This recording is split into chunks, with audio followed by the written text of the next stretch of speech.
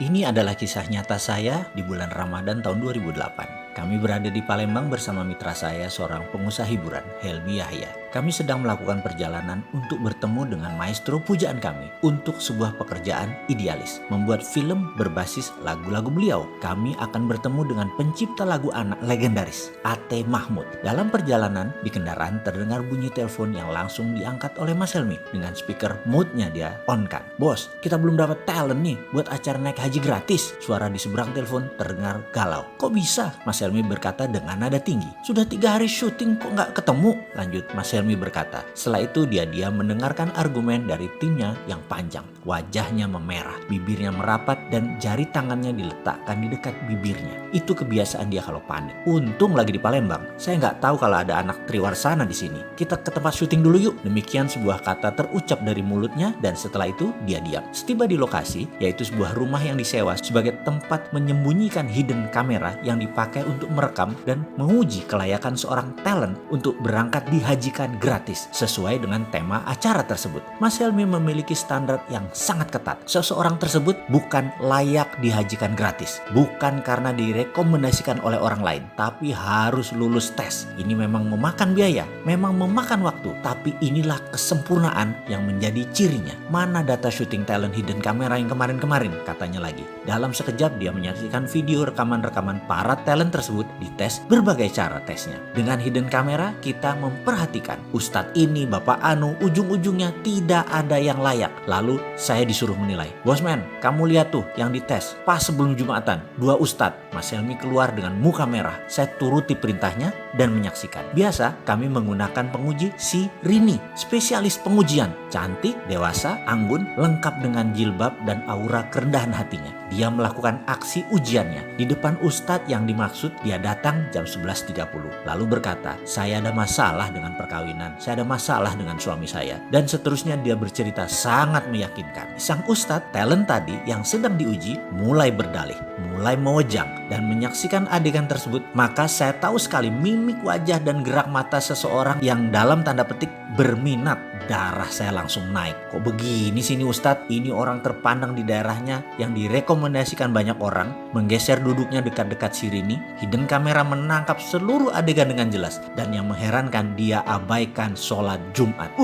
Hilang rasa hormat dalam hati ini. Dasar buaya, saya berkata dalam hati. Di video satunya setali 3 uang sama saja. Malah Rini pakai dipegang-pegang lagi pundaknya. Setiap beberapa kalimat dia menyentuh bagian tubuh Rini di tangan, seperti menepis kotoran dari jilbab Rini. Dan padahal nggak ada apa-apa. Darah emosi saya naik memuncak. Gile nih, sama aja, dasar bandot semuanya. Saya mendadak sangat marah. Sebagai pria, tahu banget niat laki-laki macam itu. Emosi saya naik. Saya keluar ruangan. Mas Helmi nafasnya turun naik dengan cepat. "Gila nih, besok naik tayang jam 4 sore belum ada talent." "Di mana Rini?" "Lagi ada talent Pak, deket sini Pak." Demikian seorang staf Triwarsana menjawab. "Nih lagi kita tes, live tuh di ruang belakang." Bergegas kami melihat seluruh kru berharap-harap cemas. Mukanya semua tegang. "Jauh nggak dari sini?" saya bertanya. "Enggak Mas, paling 500 meter." Jawaban kameramen Triwarsana. "Siapa dia?" saya tanya. "Dia guru bahasa Indonesia. Kalau sore ngajar ngaji." Demikian komentar staf Triwarsana. Dalam monitor terlihat seorang bapak sedang duduk kelelahan. Dia habis ngajar ngaji. Di masjid masuklah Rini.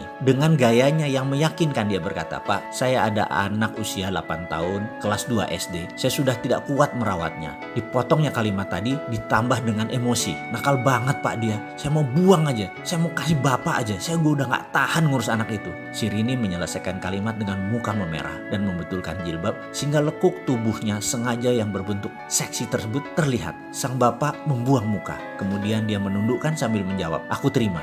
"Maksud Bapak?" kata si Rini lagi. "Ya, sini anak itu, aku rawat dia. Ini pasti kehendak Allah. Aku ikhlas." Dia menjawab sambil menundukkan wajahnya. Muka Rini terlihat gugup.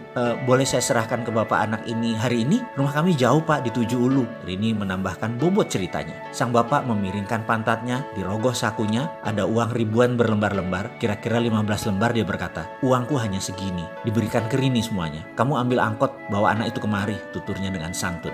Setiap adegan ini kami menyaksikan dengan tegang. Bahkan penduduk sekitar mulai menggerombol di tempat kami. Sesak udara ruang monitor tersebut. "Ayo kita ke sana, full kamera," kata Mas Helmi memecahkan ketegangan. Bergegas kami berangkat. Penduduk sekitar mengikuti gerak kru sebanyak 15 orang. 3 kamera, 2 sound boom sangat menarik perhatian warga kampung sekitar. Setibanya kami di lokasi, kamera langsung keluar dari segala penjuru. Sang bapak terkejut, wajahnya bingung. Kemudian Mas Helmi Yahya muncul dengan mengatakan, "Alhamdulillah, bapak dapat hadiah naik haji gratis." Sang bapak terkejut bukan main. Wajahnya bergetar, giginya bergemerutuk, tak bisa berkata-kata, bersujud di sajadah berkali-kali. Dan selang beberapa menit hadir penduduk sekitaran, kira-kira 500-an warga kampung sekitaran, dan tanpa komando mengumandangkan kata-kata, "Labaik Allahumma labaik." 500-an orang lebih meneriakkan kata-kata tersebut berulang-ulang. Bergetar kami semua. Air mata saya turun tanpa sebab. Saya bertanya pada seorang ibu yang berdiri sambil menangis. "Siapa dia, Bu?" tanya saya. "Oh, dia Pak Rahmat. Dia guru bahasa Indonesia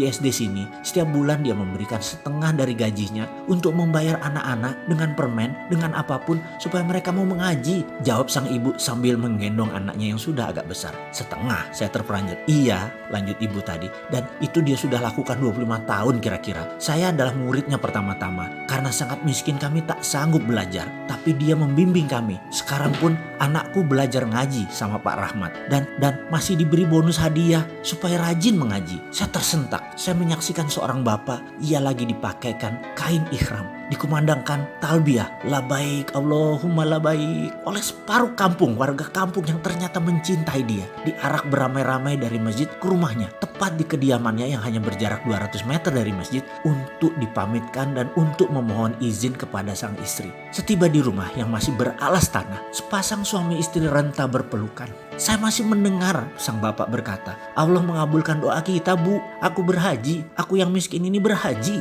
Suaranya lirih. "Mohon izin ya, Bu." Tersungkur di tanah saya seketika mendengar kata-kata tersebut. "Terima kasih ya Allah, terima kasih. Masih ada orang seperti Pak Rahmat. Engkau sisakan untuk kami belajar." Tak henti-henti saya bersyukur. Berangkat berhaji ke Baitullah tidak lagi persoalan pekerjaan dan jabatan ataupun uang. Berangkat haji adalah tentang kejernihan hati. Siapa yang pantas, maka Allah Subhanahu wa Ta'ala akan mengundang orang itu lewat jalan yang tidak pernah kita bayangkan. Marhaban ya Ramadan.